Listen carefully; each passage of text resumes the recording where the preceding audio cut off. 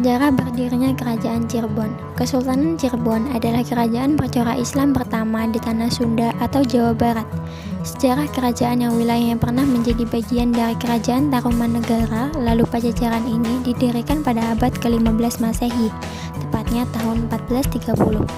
Awalnya, Cirebon merupakan daerah bernama Kebon Pesisir atau Tegal Alang-alang.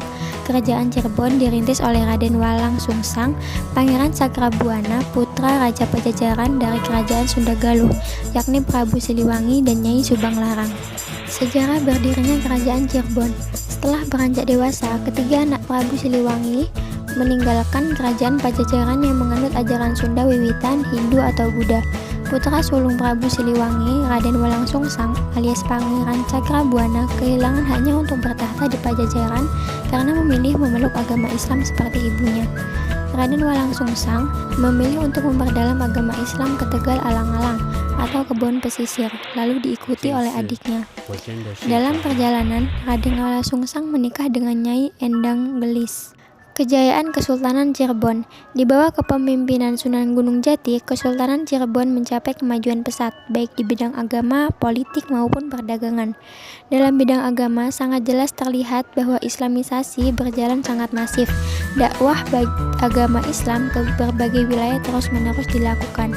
Sedangkan di sektor politik, perluasan daerah menjadi salah satu fokus yang dijalankan. Bersama Demak, misalnya, Cirebon mampu merebut pelabuhan Sunda Kelapa pada tahun 1527 untuk membendung pengaruh Portugis. Keruntuhan Kerajaan Cirebon.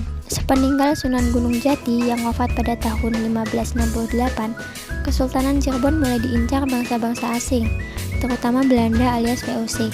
Setelah terlibat polemik selama bertahun-tahun, akhirnya Cirebon menyerah. Perjanjian tersebut membuat VOC berhak memonopoli perdagangan di wilayah Cirebon.